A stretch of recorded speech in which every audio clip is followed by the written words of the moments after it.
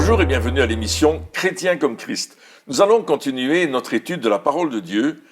Qu'est-ce que la parole? Eh bien, aujourd'hui, nous verrons que la parole est comparée à une épée à deux tranchants qui coupe d'une façon extraordinaire. Alors, Christine, parle-nous de cette épée de la parole de Dieu. Et oui, la parole de Dieu se compare elle-même à une épée, et c'est ce que nous lisons dans Hébreux, chapitre 4, les versets 12 et 13. En effet, la parole de Dieu est vivante et efficace, plus tranchante que toute épée à deux tranchants, pénétrante jusqu'à séparer âme et esprit, jointures et moelles. Elle juge les sentiments et les pensées du cœur. Aucune créature n'est cachée devant lui, tout est nu et découvert aux yeux de celui à qui nous devons rendre compte. Et cela montre aussi que Dieu, il nous connaît parfaitement, mais la parole de Dieu, elle vient faire la différence. Et je trouve ça extraordinaire. Il dit qu'elle peut pénétrer âme et esprit. Elle peut juger les pensées de notre cœur. C'est elle qui va nous faire savoir, mais ce que tu penses, ce que tu ressens, si ça vient de Dieu ou si ça vient de toi et de ta chair. Et c'est vraiment quelque chose de très important pour notre vie. C'est intéressant, surtout que lorsque on parle d'une épée, souvent on pense au chevalier, on pense à voilà, toutes sortes de choses. Et on a l'image d'une épée aussi comme quelque part, c'est vrai qu'une arme de guerre, mais aussi une arme de destruction, parce que qui est meurtrière. Et ici, bien qu'il ait parlé d'une épée, c'est pas vraiment dans le même sens que on en parle. C'est-à-dire qu'il ne parle pas de mort, mais il parle de diviser, de séparer. Comment ça se fait? Qu'est-ce que ça veut dire exactement pour Alors, je voudrais revenir un peu en arrière. Ce texte d'Hébreux fait suite à un texte qui se trouve également dans la lettre de Paul aux Éphésiens, où Paul nous parle de revêtir une armure. Et il va citer chaque pièce de cette armure, en commençant par la ceinture de vérité, par la cuirasse de justice, par le bouclier de la foi, par le casque du salut et par l'épée de l'esprit. Et il dit l'épée de l'esprit qui est la parole de Dieu. Donc il est en train de nous dire que, effectivement, le Saint-Esprit, lui, va manipuler cette épée dans nos vies, cette épée qui va trancher comme une épée à double tranchant pour enlever encore ce qui reste de l'ancien individu qui était sous les ténèbres. Et c'est là qu'il va trancher. Il va trancher dans notre vie sur des choses où on doit absolument nous débarrasser, tels que l'occultisme, tels que certains péchés. Tous les péchés sont mauvais, bien sûr, mais il y en a d'autres parfois qui sont attachés à notre vie, qui sont attachés à notre descendance, à notre lignée, ce qu'on appelle des iniquités. Et c'est l'épée de l'esprit qui va aller en profondeur dans notre âme et dans notre esprit pour nous libérer, pour que nous ayons cette relation intime et encore plus forte avec notre Dieu, parce que Dieu ne tolère pas le péché et il veut que cette épée, elle coupe, et elle coupe en profondeur. Donc d'abord, c'est une épée qui va travailler notre vie. Ça, c'est un premier sens. Cette épée qui va travailler notre vie. Donc, donc tu disais, c'est l'épée de l'esprit, la parole de Dieu, l'épée de l'esprit. Si c'est l'épée de l'esprit, c'est-à-dire que ce n'est pas mon épée. Elle ne m'appartient pas. Et il est dit, prenez l'épée de l'esprit, mais prenez l'épée qui ne vous appartient pas et qui est quelque part guidée par le Saint-Esprit. Donc c'est l'épée de l'Esprit et c'est lui qui va venir dans ma vie. Et il est dit aussi dans le passage d'Hébreux qu'on a lu, elle juge les sentiments et les pensées du cœur. Et ça, c'est intéressant parce que souvent, on justifie toutes nos actions en disant, voilà, on a toujours des bonnes raisons pour faire ce que l'on fait. Que les choses que nous faisons soient bonnes ou mauvaises, on va toujours les justifier en disant, oui, c'est vrai, j'ai menti, mais quelque part, je l'ai fait parce que je voulais pas blesser un tel. Oui, c'est vrai, j'ai volé, mais je l'ai fait parce que j'en avais besoin, etc., etc. On va justifier toutes nos actions. Et quelque part, on va créer des pensées, des sentiments qui sont faux, qui sont mensongers, et qui justifient nos actions. Mais par contre, lorsque la parole de Dieu vient, il est dit que c'est elle qui va éclairer et qui va juger. Et quelque part, on va être comme à nu devant Dieu en disant, voilà, j'ai aucun moyen de défense. Et c'est ça qui est important pour notre vie, de dire je vais arrêter de me trouver des excuses. Et tu disais, ça commence avec notre vie, comme l'histoire de la paille et de la poutre. Hein. On voit la poutre qui est dans l'œil de l'autre, on voit les défauts des autres. Ah oui, mais regarde celui-là, il fait ça, regarde celui-là, il fait ça. On voit la... Désolé. On voit la paille dans l'œil de l'autre, mais on voit pas la poutre qui est dans le nôtre. C'est-à-dire que ça, c'est quand on ne laisse pas la parole de Dieu nous juger, ou en tout cas juger les pensées, nos sentiments, les choses qui ne vont pas dans notre vie. Alors, si on veut mettre ce passage en pratique dans notre vie de tous les jours, comment est-ce qu'on fait pour laisser la parole de Dieu trancher dans notre cœur? Je crois que d'abord, il faut être honnête devant Dieu. Il faut être vrai. Tout est à nu, à découvert devant Dieu, donc même si on essaye de lui cacher, il connaît tout. Donc, il vaut mieux être vrai, être honnête en disant « Seigneur, tu vois mon cœur, tu vois ses pensées, tu vois les sentiments, tu vois les choses que j'ai faites, et c'est pas juste. » Et la première chose que Dieu nous demande de faire, c'est de confesser, c'est-à-dire d'être d'accord avec Dieu pour dire « Ok, ce que je fais, mon attitude n'est pas correcte, mais j'ai besoin de toi pour venir m'aider. » Et cette épée de l'esprit va effectivement faire la différence entre ce que je croyais être bien et ce qui est vraiment bien et juste aux yeux de Dieu. La parole de Dieu va me donner le standard de Dieu, qui, voilà, et sans compromis. Écoute Seigneur, je l'ai fait, je l'ai pas fait exprès. Je l'ai pas fait exprès dans le sens où je ne savais pas que c'était mal, mais maintenant je reconnais que ce n'est pas juste et je veux changer d'attitude. Mais aide-moi. C'est l'épée de l'esprit, et l'épée de l'esprit, il la manie, ou bien nous la manions, mais avec le fruit de l'esprit aussi. Le fruit de l'esprit qui est l'amour, qui est la paix, etc. Donc, le Saint-Esprit, ce qu'il veut, c'est pas nous abattre en nous montrant ce qui n'est pas juste, mais c'est nous le montrer pour nous relever, pour nous permettre simplement d'être corrigés et de venir en accord avec cette parole, parce que ce qu'il veut, c'est que nous soyons dans la paix, que nous soyons dans la joie, et il va nous aider à cela. Oui, donc quelque part, c'est intéressant parce que tu as dit, elle n'est pas là pour nous abattre, et il n'est pas dit, la parole de Dieu, elle te juge. Non, elle juge les pensées et les sentiments, c'est-à-dire que c'est pas nous qui sommes condamnés par cette parole, donc qui nous sommes, mais c'est ce que nous faisons, c'est les actions. Et donc, il y a une différence, c'est-à-dire que lorsque le diable va venir nous parler, par exemple, lorsqu'on va entendre des accusations pour nous, c'est-à-dire t'es pas assez bien, regarde, c'est pas juste, t'es pas bien, tu peux pas y arriver, etc. Donc c'est des accusations, mais la parole de Dieu, elle va venir et elle va dire ce que tu fais là n'est pas bien. C'est ça, et c'est vraiment différent. Comme tu dis, il n'y a pas une accusation sur notre vie en disant voilà, non, finalement t'es nul. J'aurais pas dû mourir pour toi. Enfin, ce genre de choses que des fois on peut croire même, hein, ce genre de choses qu'on peut entendre, mais elle va dire ce que tu fais là, ce que tu penses, les pensées du cœur aussi. Hein, donc c'est ce que tu penses, parce que nous on se dit tant que je ne fais rien, tant qu'il n'y a pas d'action, il n'y a pas de problème. Mais la parole de Dieu, elle juge aussi nos pensées en disant ce que tu penses a une importance aussi. Et il y a besoin aussi, dans nos pensées, de séparer ce qui est juste et ce qui n'est pas. C'est là que tout commence, en fait. Et on voit que Jésus s'est servi de la parole pour se défendre contre les accusations du diable. Et justement, tu parlais de pensée, mais ça commence par là. Le diable vient nous attaquer dans nos pensées. Et il vient nous dire, par exemple, regarde telle personne, elle t'en veut, elle a des problèmes avec toi, etc. Et puis, toi, tu commences à réfléchir là-dessus. À faire un film. Tu te fais un film alors qu'il n'y a rien de tout ça. Mais le diable est venu infiltrer ta pensée. Et Jésus, qu'est-ce qu'il a fait quand le diable est venu lui dire des choses contraires à la parole de Dieu? Il a dit, il est écrit.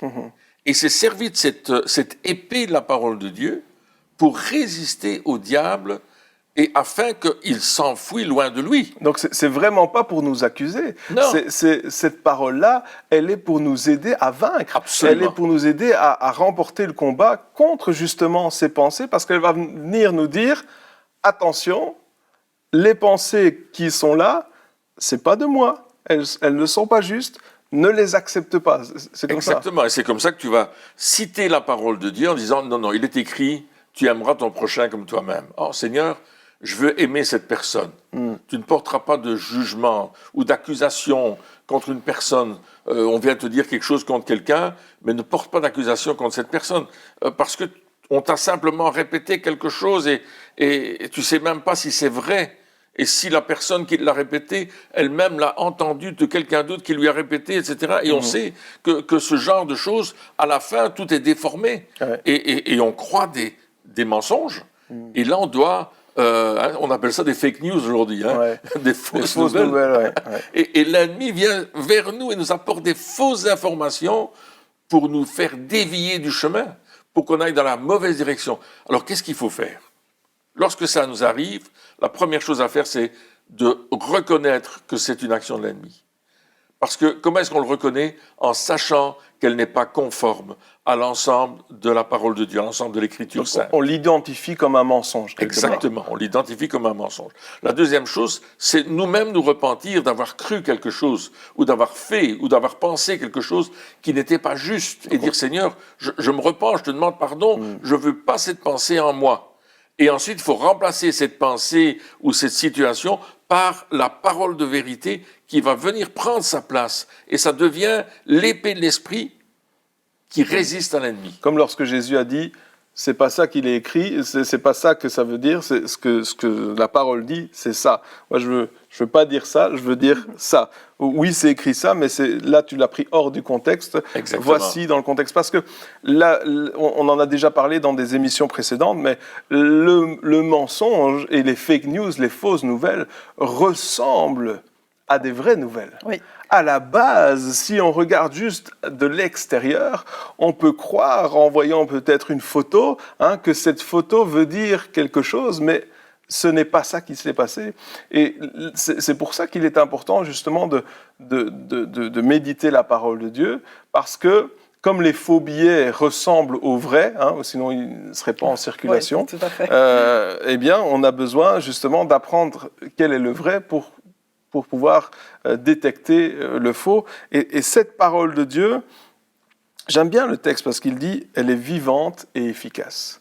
Ça veut dire que ça ne dépend pas, encore une fois, on ne parle pas de notre capacité, mais on parle de la capacité de la parole de Dieu à être efficace pour faire la distinction entre les deux. Des fois, on pense qu'on a besoin d'avoir tout le savoir du monde pour pouvoir faire la distinction entre ce qui est juste et les fake news, etc. Mais la Bible nous dit non, c'est la parole de Dieu qui est conduite, qui appartient au Saint-Esprit, donc la parole de Dieu qui est l'épée de l'Esprit, ouais. C'est cette parole-là qui va venir, alors ne t'inquiète pas, cette parole-là va venir et va faire une séparation dans ta vie, dans tes pensées, entre ce qui est juste et ce qui n'est pas juste. Mais encore une fois, pour cela, il faut qu'on fasse référence à la parole de Dieu. Il faut qu'on lui donne la place. Ouais. Il faut qu'on l'aime aussi. Il faut qu'on aime cette parole. Alors moi, ma question, c'est comment est-ce que je fais dans ma vie de tous les jours ? Alors, je sais que beaucoup de personnes ont des vies qui sont très chargées, mais comment est-ce que je fais pour donner la place à la parole de Dieu ? Ou plutôt, alors oui, on va dire qu'on va devoir prendre du temps pour lire la parole, mais... Alors, le temps, c'est... Alors, combien de temps je dois prendre pour lire la parole ou combien de chapitres ? Enfin, je ne sais pas.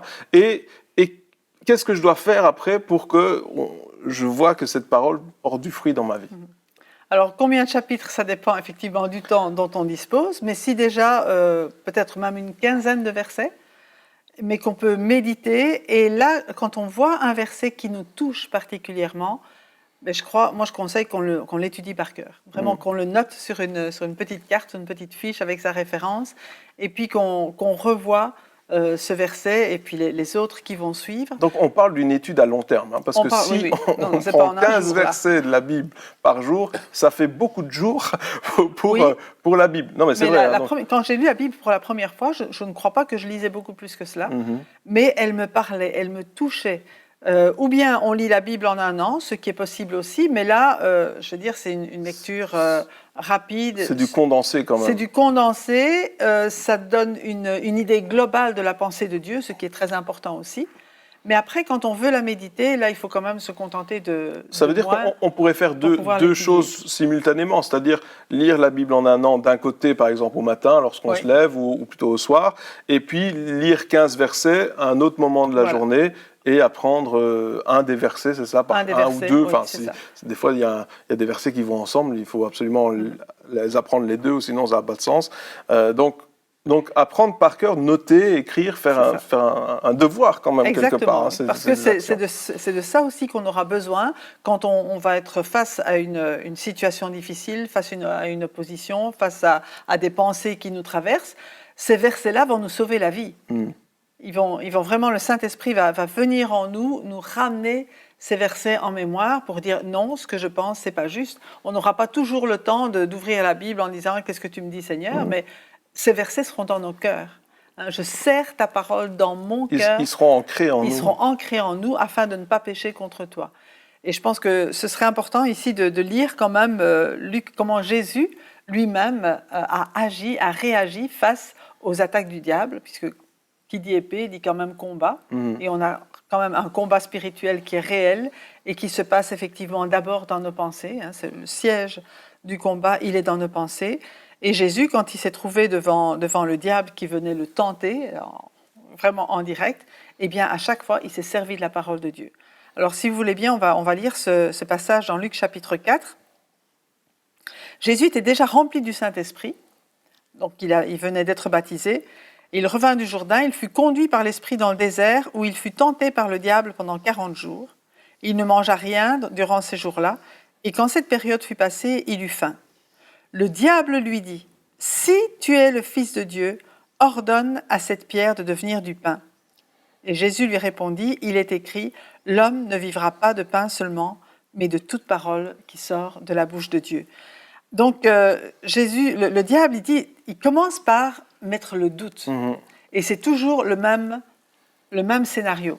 Rien n'a changé quelque rien part. N'a changé. Il y aura toujours, lorsqu'on commence avec une difficulté, une épreuve, le doute sera là. C'est pour ça que, comme on a parlé dans l'émission précédente sur le fait d'être dans la lumière et savoir que ce soit clair, eh bien, si les décisions qu'on a prises sont claires, eh bien, le doute n'a pas d'effet ou a beaucoup moins d'effet sur notre vie parce que justement, on a une certitude déjà. Certitude qui est, encore une fois, basée sur la parole de Dieu. Ouais. Donc, il faut qu'on sache que la parole de Dieu dit que nous savons que nous sommes sauvés si nous connaissons, si Jésus est en nous.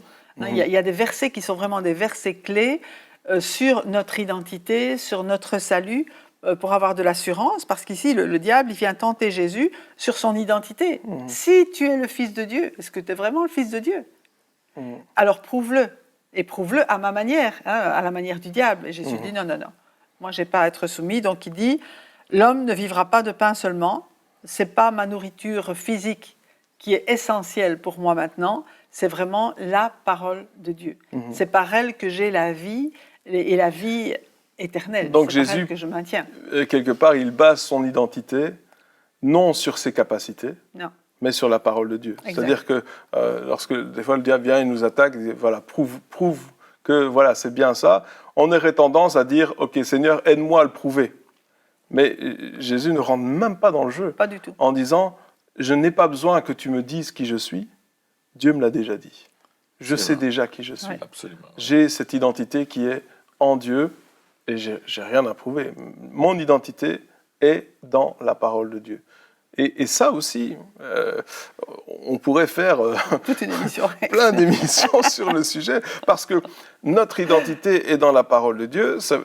C'est quelque chose que je dois vivre, encore une fois. La parole de Dieu éclaire notre chemin, mais il faut avancer sur ce chemin. En croyant ce que la parole de Dieu dit. Alors, il y en a qui disent « Ah oui, mais c'est facile à dire, tu ne me connais pas, tu ne connais pas ma vie, tu ne sais pas ce que j'ai fait. » Qu'est-ce qu'on peut répondre à ce genre de personnes? Je dirais simplement que si quelqu'un est en Christ, il est une nouvelle créature, une nouvelle création. Les choses anciennes sont passées. Voici, dit l'apôtre Paul, toutes choses sont devenues nouvelles. Alors, quand on est en Jésus-Christ, il y a vraiment un changement dans notre vie. Je passe d'une nature de pécheur qui se trouve dans le royaume du diable et je passe dans le royaume de Dieu et Dieu me purifie de tous mes péchés à cause du sacrifice et du sang versé à la croix. Donc, mon identité, elle n'est plus dans ce que j'étais, elle est dans ce que je suis devenu à cause, non de mes œuvres, mais à cause de ma foi dans l'œuvre parfaite de Jésus-Christ. Donc, c'est tout un changement, c'est toute une... Ma foi va saisir cela. Je crois ce que Dieu dit, je choisis de croire. Je choisis, et la foi, c'est pas juste croire 5 minutes quand il y a un appel ou quand on entend des belles paroles qui nous réconfortent. Ah oui, alléluia, je crois, etc. Et puis on rentre chez nous et on n'y croit plus. Mais ça, ce n'est pas la foi. La foi, elle va avec la persévérance. C'est-à-dire que lorsqu'on choisit de croire, on persévère malgré ce qu'on voit, parce que, encore une fois, notre identité n'est plus dans ce qu'on avait fait avant, mais dans la parole de Dieu. Et puis, on utilise cette parole, encore une fois, ce qu'on est en train d'enseigner ici sur cette épée puissante, on utilise cette parole de Dieu qui a une puissance dans notre vie pour dire, voici, je déclare ce que la parole de Dieu dit. Absolument. Et à chaque fois qu'il y a un doute qui revient, parce que ne nous cachons pas, les doutes vont revenir. On voit ici avec Jésus, si le diable a tenté Jésus avec le doute, il ne va pas s'empêcher, se priver de le faire pour nous. Et donc à chaque fois que le doute revient, on utilise ce que Jésus a utilisé, cette parole puissante en disant « Non, ce n'est pas vrai, voici ce que la Bible dit ». Je le déclare pour ma vie. Et s'il faut déclarer cette chose 30, 40, 50 fois sur la journée, alors on va le faire, parce que justement, cette parole est puissante et efficace et elle va agir à chaque fois, elle va nous réconforter, elle va remonter notre foi. Et donc ça, c'était la première épreuve de Jésus avec la parole. Voilà, on passe à la deuxième, verset 5. Le diable l'emmena plus haut sur une haute montagne, et lui montra en un instant tous les royaumes de la terre. Puis il lui dit, « Je te donnerai toute cette puissance et la gloire de ces royaumes, car elle m'a été donnée, et je la donne à qui je veux. Si donc tu te prosternes devant moi, elle sera toute à toi. » Jésus lui répondit, « Retire-toi, Satan. En effet, il est écrit, « C'est le Seigneur ton Dieu que tu adoreras, et c'est lui seul que tu serviras. » Donc de nouveau, le diable, il vient avec la gloire, c'est un peu toutes les tentations qu'on peut avoir aujourd'hui. Et puis ici, une gloire facile. C'est ça, c'est la facilité. Parce que Jésus, son but quand il est venu, c'était ça. C'était de pouvoir reconquérir ces choses-là. Et donc le diable lui dit, écoute, on ne va pas se battre. Ça ne sert à rien. Gagnons du temps. Tu ne vas pas devoir souffrir comme ça, tu ne souffres pas, tu ne dois pas aller sur la croix, tu ne dois pas mourir, tout va bien. Je te donne ce pourquoi tu es venu. Alors, finalement, regarde, ça va être facile. Comme il n'arrivait pas à le tirer, il va essayer de le pousser en disant, écoute, ça va être plus simple. Et une toute petite chose, un tout petit compromis. Un tout petit compromis égale la facilité. Qu'est-ce que tu en penses ? C'est facile quand même. Et là, Jésus lui dit, non. Heureusement qu'il lui a dit non. Parce qu'il est écrit. Parce qu'il est écrit, tu adoreras ton Dieu et lui seul. Et ça, on en revient à l'émission précédente qui a besoin de lumière. C'est-à-dire qu'on doit savoir cette parole qui nous éclaire en disant, OK, là maintenant j'ai un choix de facilité. Il a l'air pas mal parce qu'il est bien. Je te donnerai toutes ces choses. Des bénédictions, c'est biblique d'être béni quelque part. Je vais être béni. Alors ça a l'air pas mal. Qu'est-ce que je dois faire ? Et là, si tu te prosternes, si tu te prosternes, ok, c'est anti-biblique, c'est pas juste. Et donc Jésus vient avec une parole de Dieu. Ouais. Et on connaît cette histoire d'une personne qui avait, dans son enfance, été à l'école du dimanche et qui avait appris ce verset, justement, qu'il le connaissait par cœur. Et bon, son parcours a fait qu'il est rentré dans la drogue. Et à un certain moment, dans son voyage de drogue, eh bien, il s'est retrouvé devant Satan qui lui a dit, eh bien, monte ici, adore-moi, et puis je te donnerai tout ce que tu veux. Et il a dit, ah non, ça, je ne peux pas. Il s'est souvenu de ce qu'il avait appris dans son enfance. Et là, ça, même dans son trip, je vais dire, ça l'a permis de stopper, d'arrêter. Et je crois que finalement, il s'est converti. Oui, parce qu'il raconte son histoire, comment il a rencontré le Seigneur. Parce que la parole est puissante et efficace. Voilà. Alors, la troisième tentation, le diable le conduisit encore à Jérusalem, il persévère. Hein. Ah oui, il n'arrête pas. Le plaça au sommet du temple et lui dit, « Si tu es le Fils de Dieu, jette-toi d'ici en bas, car il est écrit, il donnera à ton sujet ordre à ses anges de te garder. Et aussi, ils te porteront sur les mains de peur que ton pied ne heurte une pierre. » On voit le diable ici qui cite 2 demi-versets de la parole de Dieu. Et Jésus lui répondit, il est dit, tu ne provoqueras pas ou tu ne tenteras pas le Seigneur ton Dieu. Et après ça, le diable l'a laissé. Donc, faisons attention de nouveau au passage biblique, aux demi-versets, hors du contexte, parce que ce que le diable n'a pas dit, c'est que dans ce chapitre, eh bien, le verset suivant, c'est tu lui écraseras la tête, donc ça ne l'intéressait pas. Il prend deux morceaux, disant, ils te porteront sur les mains de peur que ton pied ne heurte contre une pierre, donc tu n'as rien à craindre, tu peux te jeter, et puis tout le monde verra que Dieu vient à ton secours. Mais Jésus dit, je ne reçois pas mes ordres de toi. Oui, et puis tu ne tenteras pas le Seigneur ton Dieu. Tu ne tenteras pas le Seigneur ton Dieu. Moi, je ne fais rien d'autre, je ne vais rien faire d'autre que ce que le Père me demande. Toi, tu n'as rien à me dire. Et là, ici, on parle d'obéissance totale à Dieu, en disant, Seigneur, mes actions, ce n'est plus moi qui dirige ma vie quelque part, mais c'est toi qui la dirige. Et je ne vais pas faire des choses en me disant, ok, il est écrit dans la Bible que Dieu va me garder, qu'il va me protéger, ou que la grâce de Dieu, et ça c'est ce qu'on prend souvent, il y a la grâce, là où le péché a abondé, la grâce surabonde. Eh bien, comme ça, je vais pouvoir pécher, comme ça, là, je vais aider Dieu quelque part à ce que sa grâce surabonde, et donc je vais pécher, et on prend la parole de Dieu à notre avantage. C'est l'interprétation fausse de la parole. Oui, et puis si tu lis le contexte après, surtout. Et puis, au lieu de se soumettre, on essaye de soumettre la parole de Dieu à nos décisions. Et ça, on en a déjà parlé. Mais voilà, on voit que ces 3 réponses de Jésus, de la parole de Dieu, il n'a pas commencé, c'est intéressant parce que Jésus, il n'a pas commencé à dire, il n'a pas commencé à faire un combat spirituel, etc. Il a simplement cité facilement la parole de Dieu, quelques phrases, des mots-clés, mais ces mots-clés ont eu un impact direct dans la situation et dans le ministère complet de Jésus, parce que ça, c'était avant que Jésus commence son ministère. Donc c'était la base. Et je pense que comme la parole de Dieu était la base du ministère de Jésus, elle doit être la base de notre vie avec lui. Exactement. C'est-à-dire que si Jésus avait justement cette soumission à la parole de Dieu avant de pouvoir commencer son service pour lui, je pense que nous aussi, on doit se dire, ok, avant de pouvoir faire quoi que ce soit pour Dieu, ou même d'avoir cette marche avec Dieu, je dois commencer à m'imprégner de cette parole et de la mettre en pratique dans ma vie. Amen. Eh bien, chers amis, merci de nous avoir suivis encore pour cette émission. On se retrouve très bientôt pour la suite. Au revoir.